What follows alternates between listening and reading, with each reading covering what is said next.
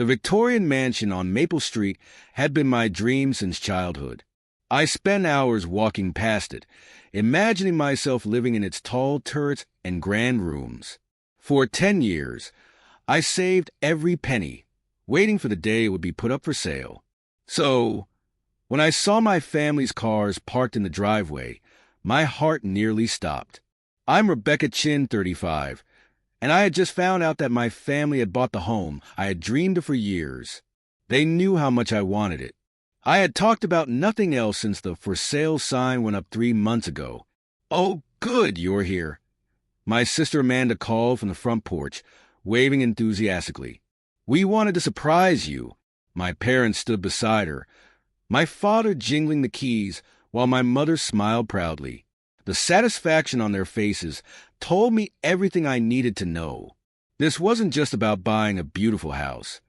This was about winning again, beating me once more. "Isn't it perfect?" Amanda said, leading me inside. "We heard you were planning a bid on it, so we just had to have it instead. It's much too grand for just you anyway." I kept my face neutral as I followed them through the rooms I had memorized from the online listing. The original hardwood floors, the hand-carved banisters, the stained glass windows. All the details I had fallen in love with were now theirs. "We'll host all the family gatherings here from now on," my mother said proudly, "since you never entertained properly in that tiny apartment of yours." What they didn't know was that I had been 3 steps ahead of them. The moment I spotted my sister touring the house last month, I knew what they were planning. It was just like them. They'd spent my whole life turning everything into a competition, acting surprised when I was upset about losing. But this time, I hadn't lost. While they focused on snatching my dream house, I had been quietly closing on Riverside Manor, the even larger, more historic mansion next door. Renovations were already underway, transforming it into something that would make the Victorian look modest in comparison. "It must have been expensive," I said casually, watching their faces. "The market is so competitive right now," I added. "Oh, we managed," my father said, puffing up with pride. "Some of us know how to handle money properly, unlike certain people who waste it all on education. The jab at my PhD didn't sting like it used to. My wasted education had led to a successful career in research, earning me more than they realized. While they saw me as the family disappointment, unmarried, childless, and focused on work, I had been quietly building a life that would have shocked them. "Well, it's lovely," I said, heading for the door. "I should get going. I have some moving arrangements to take care of." "Moving?" Amanda raised an eyebrow. "Don't tell me you're finally leaving that shabby apartment." I smiled. "Something like that. I'll see you all soon. After all, we'll be neighbors." I left them standing there, confused, savoring the knowledge of what was to come. In 2 weeks, the moving trucks would arrive at Riverside Manor, and my family would realize that their perfect plan to one-up me had backfired. But for now, I had contractors to meet and renovations to oversee. The wine cellar needed updating, and the ballroom chandeliers were being restored to their original glory. My family had always underestimated me, treating me as competition rather than family. They were about to learn that they had been playing checkers while I had been playing chess point 2 weeks later. I stood in the newly renovated foyer of Riverside Manor, watching through the floor-to-ceiling windows as moving trucks arrived right on schedule. My sister Amanda appeared on her front porch, coffee in hand, curiosity evident on her face. I smiled, knowing the show was about to begin. The movers started unloading premium furniture, antiques I had collected over the years, artwork that would make my mother's reproductions look cheap in comparison. Each piece had been carefully chosen to tell a story, the story of the success I had built, while my family was busy undermining me. "Miss Chun," one of the movers called, approaching with a clipboard. "Where would you like the grand piano?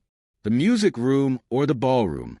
I could see Amanda's coffee cup freeze halfway to her mouth. "The music room for now," I replied. "The ballroom chandeliers are still being restored." Within an hour, my parents' car came screeching into their driveway, clearly after receiving Amanda's urgent call. I continued directing the movers, pretending not to notice as my family gathered on their porch, watching the parade of luxury items being brought into Riverside Manor. "Rebecca," my mother's voice carried across the lawn. "What's going on?" I turned, pretending to be surprised. "Oh, hello. Just moving into my new home. Would you like a tour?" They followed me inside, their faces growing paler with every step as they took in the grand staircase, the original moldings, the hand-painted ceiling murals. Every room was larger, every feature more impressive than their Victorian. "But how?" Amanda sputtered. "You couldn't afford." "Actually, I cut in smoothly. I could. All those years you thought I was struggling in my tiny apartment, I was investing, saving, building my portfolio. Did you really think I lived below my means because I had to?" My father's face turned an interesting shade of red.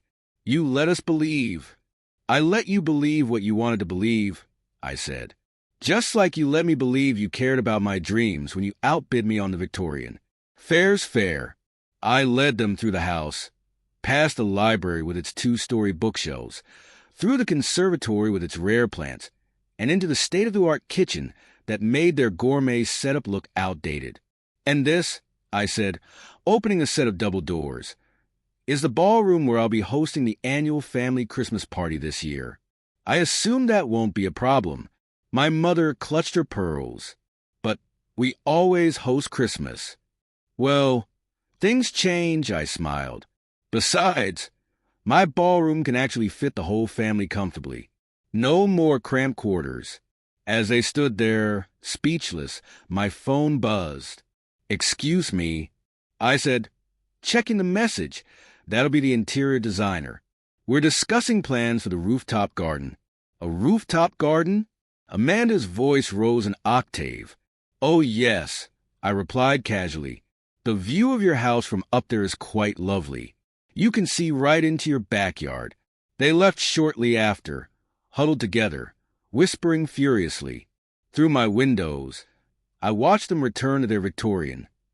The house they bought just to spite me, now overshadowed, both literally and figuratively, by my success. That evening, as I sat in my library enjoying a glass of wine, the text started rolling in. First, from Amanda, "You planned this all along, didn't you?" Then, from my mother, "We should discuss Christmas arrangements." Finally, from my father, "We need to talk about your investment strategies." I left them all unread. For years, they treated every family gathering like a competition. Every success of mine was a challenge to be overcome. Now, they would have to live next door to the daily reminder that their plan had backfired spectacularly. The next morning, I hired a landscaping company to begin work on my gardens. The noise started early, very early, and continued for weeks. Sometimes, karma comes with a soundtrack of power tools and construction equipment. Welcome to the neighborhood, dear family. Let the games begin. 2 months after my move to Riverside Manor, I hosted my first neighborhood gathering, a garden party showcasing everything my property had to offer. My family watched from their considerably smaller yard as caterers set up elegant tables beneath imported parasols, and string musicians took their places near the fountain. "Isn't this a bit excessive?" my mother asked when they finally made their way over, unable to resist the allure of the party they hadn't been invited to plan or control. "Not at all," I replied, accepting a champagne flute from a passing server. "Just welcoming the neighbors properly." The guest list was carefully curated. Local business leaders, university colleagues, and notably, several real estate developers who couldn't stop talking about how Riverside Manor was raising property values in the area. My family's Victorian, while charming, was now considered the smaller, less impressive house on the block. Amanda cornered me by the rose garden. "Was this your plan all along? To make us look foolish?" "No," I said truthfully. "My plan was to buy my dream house. You're the ones who made it a competition. I just decided to play by your rules for once." The party was a resounding success, establishing me as the neighborhood's new social center. My family's attempts to host competing events in their Victorian fell flat. Everyone preferred. One morning, about 6 months after I moved in, my father showed up at my door. "We're thinking of selling," he admitted gruffly. "The maintenance costs are higher than we expected." I nodded sympathetically. Victorian homes can be quite expensive to maintain. Though, I hear property values have risen significantly since I renovated Riverside Manor. He shifted uncomfortably. "Yes, well, we thought perhaps you'd be interested in buying it. Keep it in the family. Why would I want a smaller house?" I asked innocently. "Besides, I quite enjoy watching you all live with the consequences of your choices." They didn't sell. Their pride wouldn't let them.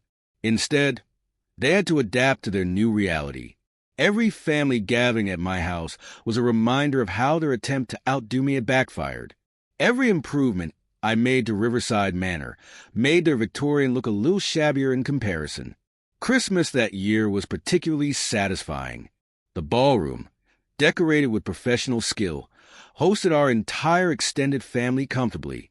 Cousins who had once echoed my parents' criticisms of my life choices now asked for investment advice and career strategies.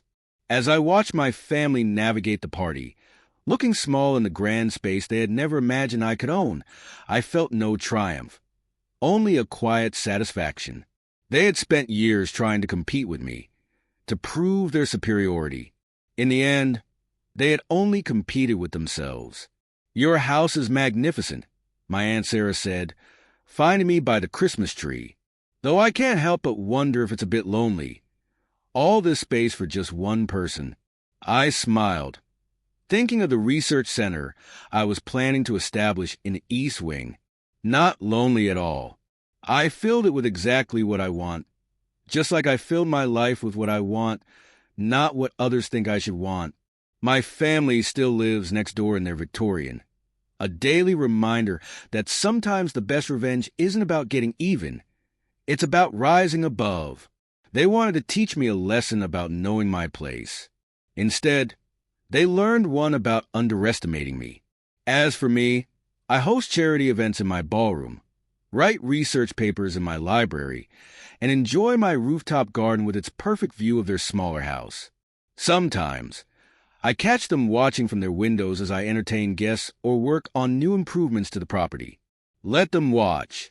They spent years treating me like competition instead of family. Now, they get to spend years living next door to the constant reminder that they lost a game they never should have started.